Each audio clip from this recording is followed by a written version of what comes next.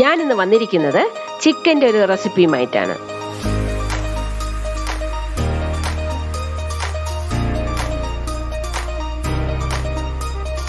Hi friends, ഞാൻ മിനിയാണ്. പല്ലവി ഈറ്റ്സിലേക്ക് സ്വാഗതം. ഇന്നത്തെ എൻ്റെ ചിക്കൻ്റെ റെസിപ്പി യഥാർത്ഥത്തിൽ കേരള സ്റ്റൈലല്ല, ഇതൊരു കർണാടക സ്റ്റൈലാണ്. പക്ഷേ സൂപ്പർ ടേസ്റ്റുമാണ്. എന്നും നമ്മൾ കേരള സ്റ്റൈലാണ് ചെയ്യുന്നത് അല്ലേ? അപ്പം അതിൽ നിന്ന് നമുക്കൊന്ന് മാറ്റി ചെയ്യണം എന്ന് ചിന്തിക്കുമ്പം തന്നെ നമുക്ക് ഏതാണ്ട് കേരള ടേസ്റ്റും കിട്ടണം, സൂപ്പറായ ഒരു റെസിപ്പിയും വേണം. അങ്ങനെ ചിന്തിക്കുവാണെങ്കിൽ നമുക്ക് ഈ റെസിപ്പി സൂപ്പറായിട്ട് ചെയ്യാൻ പറ്റും. ഇതിൻ്റെ പേര് ഗീ റോസ്റ്റ് ചിക്കൻ. അപ്പം നമുക്ക് ഗീ റോസ്റ്റ് ചിക്കൻ ഉണ്ടാക്കേണ്ട സാധനങ്ങൾ എന്തൊക്കെയാണെന്ന് നോക്കാം. ഞാനിവിടെ 1 കിലോ ചിക്കൻ എടുത്തിട്ടുണ്ട്. ഇത് നിങ്ങൾക്ക് വേണമെങ്കിൽ വലിയ കഷ്ണമായിട്ടും കട്ട് ചെയ്യാം, ഇല്ല ചെറിയ കഷ്ണമായിട്ടും കട്ട് ചെയ്യാം. ഞാനിവിടെ ചെറിയ കഷ്ണമായിട്ടാണ് കട്ട് ചെയ്തിരിക്കുന്നത്. ഇനി അടുത്ത് ഒരു ചെറിയ സവാള, ഇത് ചെറുതായിട്ട് നമുക്ക് കട്ട് ചെയ്ത് വെക്കണം. അടുത്ത് ഇഞ്ചി വെളുത്തുള്ളി പേസ്റ്റ്. ഇനി അടുത്ത് ഒരു പട്ട, 3 ഗ്രാമ്പു, കുറച്ച് പെരിഞ്ചീരകം. ഇനി അടുത്ത് വറ്റൽമുളക്, 1/2 കപ്പ് തൈര്. അടുത്ത് വേണ്ടത് നെയ്യ്, ഒരു ചെറിയ ചെറുനാരങ്ങ ജ്യൂസ്. ഇനി വേണ്ടത് വളരെ കുറച്ച് പുളി, കുറച്ച് ശർക്കര, മല്ലിയില, കറിവേപ്പില. ഇനി നമുക്ക് പൊടികളാണ് നോക്കേണ്ടത്. ആദ്യം വേണ്ടത് ഉപ്പ്, മഞ്ഞപ്പൊടി, മുളക് പൊടി കാശ്മീരി ചില്ലിയാണേ. അടുത്ത് മുഴുവനായിട്ടുള്ള കുരുമുളക്, ഉലുവ, ജീരകം, കൊത്തമല്ലി. ഇത്രയുമാണ് നമുക്ക് ഗീ റോസ്റ്റ് ചിക്കന് ആവശ്യമുള്ള സാധനങ്ങൾ. അപ്പൊ ആദ്യം നമുക്ക് ചിക്കൻ മാരിനേറ്റ് ചെയ്യണം. അതിനുവേണ്ടി ചിക്കനിലേക്ക് നമുക്ക് 1/2 സ്പൂൺ മഞ്ഞൾപ്പൊടി ഇടാം, 1 ടീസ്പൂൺ ഉപ്പിടാം. ഉപ്പ് നിങ്ങളുടെ ആവശ്യത്തിനാണ് ഇടേണ്ടത്. അടുത്ത 1/2 സ്പൂൺ ഇഞ്ചി വെളുത്തുള്ളി പേസ്റ്റ് ഇടാം, 1/2 കപ്പ് തൈര് ഒഴിക്കാം, 1 ചെറുനാരങ്ങയുടെ നീര് അതും കൂടെ ഇതിലേക്ക് ഒഴിക്കാം. ഇനി 1 സ്പൂണ് കാശ്മീരി ചില്ലി പൗഡർ അതും കൂടെ ഇതിലേക്ക് ഇട്ട് നന്നായിട്ടൊന്ന് വിരകി വെക്കണം. നന്നായിട്ട് കഷ്ണങ്ങളിലെല്ലാം ഈ പൊടികളെല്ലാം നന്നായിട്ട് പിടിക്കത്തക്ക വേണം നന്നായിട്ടൊന്ന് മിക്സ് ചെയ്യണം.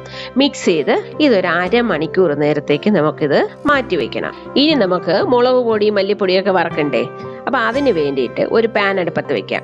ഞാനിപ്പോ ചിക്കൻ ഗീ റോസ്റ്റ് ഉണ്ടാക്കാൻ പോകുന്ന അതേ പാൻ തന്നെയാണ് എടുത്തിരിക്കുന്നത്, അതുകൊണ്ട് കുറച്ച് വലുതാണ്. അപ്പൊ നമുക്ക് ഈ പാൻ ഒന്ന് ചൂടായതിനു ശേഷം ഇതിലേക്ക് 1/4 ടീസ്പൂൺ നെയ്യ് ഒഴിച്ചു കൊടുക്കാം. എന്നിട്ട് നമ്മൾ എടുത്തു വെച്ചിരിക്കുന്ന വറ്റൽമുളക് ഇടാം. ഈ വറ്റൽമുളക് നല്ല എരിവുള്ള വറ്റൽമുളകാണ്, അതുകൊണ്ടാണ് ഞാൻ ഒരു 6 എണ്ണമാണ് എടുത്തിരിക്കുന്നത്. നിങ്ങളുടെ കയ്യിലുള്ള വറ്റൽമുളകിന് എരിവ് കുറവാണെങ്കിൽ നിങ്ങൾക്ക് ഇതിലെ എണ്ണ 2 3 എണ്ണം കൂട്ടാം. അപ്പൊ ഞാനിവിടെ 6 വറ്റൽമുളക് എടുത്തിട്ടുണ്ട്. ഇതിന്റെ ഞെട്ടി ഞാൻ എടുത്തിട്ടില്ല. അതിന് കാരണം അതിൽ അരി അങ്ങ് പുറത്ത് വീണ് അത് കരിഞ്ഞു പോകും. അപ്പം നമ്മളിത് അരയ്ക്കാൻ നേരത്ത് ആ ഞെട്ടങ്ങ് മാറ്റിയാൽ മതി. അങ്ങനെ ഞാൻ ആ മുളക് വറുത്തെടുത്ത് കഴിഞ്ഞ് അതിനെ ഞാൻ മാറ്റുവാണ്. എന്നിട്ട് അതേ പാനിൽ തന്നെ നമ്മൾ നേരത്തെ എടുത്തു വെച്ചിരുന്ന 3 ഗ്രാമ്പു, 1 പട്ട, 1 ടീസ്പൂൺ പെരിഞ്ചീരകം അതിട്ട് കൂടെ 1 ടീസ്പൂൺ കുരുമുളക്, 1/4 സ്പൂൺ ഉലുവ, ഒരു 8-10 എണ്ണം കൂടുതലും എടുക്കരുത്. അടുത്ത് 1/2 സ്പൂൺ കൊത്തമല്ലി, 1/2 സ്പൂൺ നമ്മുടെ നല്ല ജീരകം. ഇതെല്ലാം കൂടെ ഇട്ട് ഒന്ന് വറുത്തെടുക്കണം. ഇങ്ങനെ നന്നായിട്ട് വറുത്തതിന് ശേഷം നമുക്ക് ഇതെല്ലാം കൂടെ മിക്സിയിലിട്ട് ഒന്ന് അരച്ചെടുക്കണം. അപ്പം പ്രത്യേകിച്ച് ഓർമ്മിക്കണം, നമ്മുടെ മുളകിൽ നിന്നും അതിന്റെ ഞെട്ട് മാറ്റണം. എന്നിട്ട് ഇതുപോലെ ഞാൻ മിക്സിയിലെല്ലാം ആക്കി എടുത്തിട്ടുണ്ട്. ഇനി നമുക്ക് ഇതിൽ ഒരു കാര്യം കൂടെ ഒഴിക്കാനുണ്ട്. എന്തോന്നാണെന്നോ, ആ പുളി നമ്മൾ കുറച്ച് വെള്ളത്തിൽ കലക്കി അതും കൂടെ ഇതിലേക്ക് ഒഴിക്കണം. എന്നിട്ട് നമുക്ക് ഇതിനെ മിക്സിയിൽ നന്നായിട്ടൊന്ന് അരച്ചെടുക്കണം. അപ്പൊ ഞാൻ അരച്ചപ്പം ഞാൻ കുറച്ച് വെള്ളവും കൂടെ ചേർത്തിട്ടുണ്ട്, അല്ലാതെ നന്നായിട്ട് അത് അരഞ്ഞു വന്നില്ല.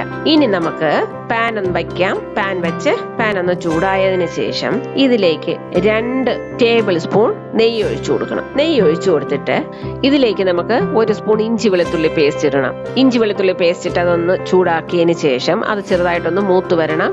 അതിനുശേഷം നമ്മൾ എടുത്തു വെച്ചിരിക്കുന്ന ഒരു മീഡിയം സൈസ് സവാള ചെറുതായിട്ട് കട്ട് ചെയ്ത് വെച്ചിരിക്കുന്ന ആ സവോള ഇതിലേക്ക് ഇടണം. കൂടെ കുറച്ച് കറിവേപ്പിലയും ഇട്ട് ഇതിനെ ഒന്ന് വഴറ്റണമെന്ന് പറഞ്ഞാൽ ഒരുപാട് അങ്ങ് വഴറ്റിയെന്ന് വേണ്ട. നമുക്കൊരു ചെറിയ തരത്തിൽ വഴറ്റി വന്നതിന് ശേഷം നമുക്ക് അരച്ചു വെച്ചിരിക്കുന്ന ആ കൂട്ടിടണം.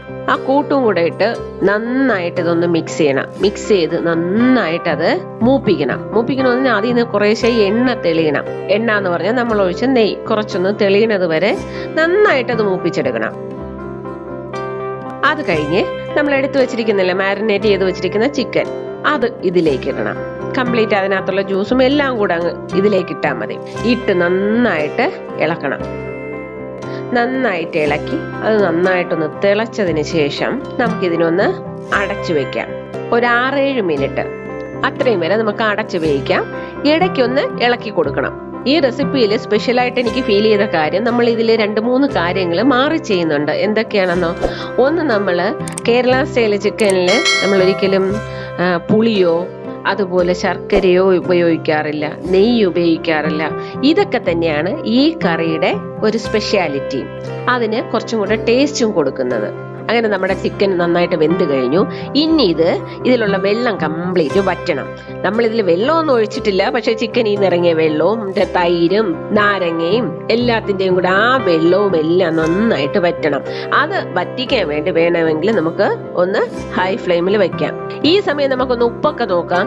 ഞാനിപ്പോൾ ഇതിൽ കുറച്ച് ഉപ്പിടേണ്ടി വരണു, കാര്യം ഇതിൽ ഉപ്പ് കുറച്ച് കുറവാണ്. അപ്പം നിങ്ങൾക്ക് ആവശ്യമുണ്ടെങ്കിൽ ഉപ്പ് പിന്നെ ഇടുക. ഇനി നമുക്ക് ഇതിനെ ഒന്ന് വറ്റിച്ചെടുക്കാം.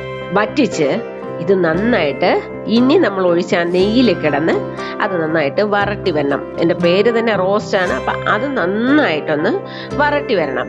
അങ്ങനെ അത് നന്നായിട്ട് വരട്ടി വന്നിട്ടുണ്ട്. ഇനി നമുക്ക് ലാസ്റ്റ് എന്തിടണം? ഒരു സംഗതിയും കൂടെ ഇനി നമുക്ക് ഇടാനുണ്ട്, ശർക്കര. ശർക്കരയും കൂടെ ഇടാം. വേണമെങ്കിൽ നിങ്ങൾക്ക് കുറച്ചും കൂടെ മധുരം കൂട്ടണം എന്നുണ്ടെങ്കിൽ കുറച്ചും കൂടെ ശർക്കര ആവാം. ഞാൻ ഇത്രയാണ് എടുക്കുന്നത്. ഇതും കൂടെ ഇട്ട് നന്നായിട്ടൊന്ന് മിക്സ് ചെയ്യണം. ഒരു കാര്യം പ്രത്യേകിച്ച് പറയാതിരിക്കാൻ വയ്യ, ഒരു പ്രത്യേക മണമാണ് ഇതിന്. നമ്മൾ അപ്പോഴും തന്നെ ഉണ്ടാക്കുന്ന മസാലയാണ്. ആ മുളകും മല്ലിയും എല്ലാം അപ്പോഴും തന്നെ വറുത്തെടുക്കുന്ന അതിനൊരു പ്രത്യേക മണം തന്നെയുണ്ട്. അതുപോലെ തന്നെ കറിക്കും ഒരു പ്രത്യേക ടേസ്റ്റുമാണ്. അങ്ങനെ നമ്മുടെ ചിക്കൻ ഗീ റോസ്റ്റ് ആയി കഴിഞ്ഞു. ലാസ്റ്റ് നമുക്കിതിൽ കുറച്ച് കറിവേപ്പിലയും ഇട്ട് അതുപോലെ തന്നെ കുറച്ച് മല്ലിയിലയും കൂടെ ഇട്ട് നമുക്കിതങ്ങ് ഫിനിഷ് ചെയ്യാം. ഈ കറി എല്ലാ ഫ്ലേവേഴ്സിന്റെയും ഒരു മിക്സാണ്. ഇപ്പം പുളിയ്, മധുരം, ഉപ്പ്, എരിവ് ഇതെല്ലാം കൂടെ ചേർന്ന് നല്ലൊരു ടേസ്റ്റായ ഒരു റെസിപ്പി തന്നെയാണിത്. ഇനി ഇതിൽ എനിക്ക് പ്രത്യേകിച്ചൊരു കാര്യം പറയാനുള്ളത്, ഇത് റോസ്റ്റ് ആവുമ്പോൾ തീരെ ഡ്രൈ ആണ്. നിങ്ങൾക്ക് കുറച്ചും കൂടെ ഗ്രേവി വേണമെന്നുണ്ടെങ്കിൽ ഇത്രയും നമുക്ക് നന്നായിട്ട് ഡ്രൈ ആക്കി അതിനെ നന്നായിട്ട് മൊരിച്ചെടുത്തതിന് ശേഷം 1/2 ഗ്ലാസ് തിളച്ച വെള്ളമാണ് ഒഴിക്കേണ്ടത്. ഇതുപോലെ നന്നായിട്ട് മൊരിച്ചതിന് ശേഷം മാത്രമേ എടുക്കാവൂ. ഒരു 1/2 ഗ്ലാസ് തിളച്ച വെള്ളവും കൂടെ ഒഴിച്ച് ഒന്ന് ഡൈല്യൂട്ട് ചെയ്തിട്ട് ഒന്ന് തിളപ്പിച്ച ശേഷം നിങ്ങൾക്ക് ഉപയോഗിക്കാം. അങ്ങനെ കുറെ ഫ്ലേവേഴ്സിന്റെ മിക്സായ നമ്മുടെ സ്പെഷ്യൽ ഗീ റോസ്റ്റ് ചിക്കൻ ആയി കഴിഞ്ഞു. ഈ വീഡിയോ ഇഷ്ടപ്പെട്ടല്ലേ ഒന്ന് ലൈക്ക് ചെയ്തേക്കണേ. പിന്നെ വേറൊരു കാര്യം, ഇതുവരെ എൻ്റെ ചാനൽ സബ്സ്ക്രൈബ് ചെയ്യാത്തവർ പ്ലീസ് ഒന്ന് സബ്സ്ക്രൈബ് ചെയ്തേക്കണേ. Thank you.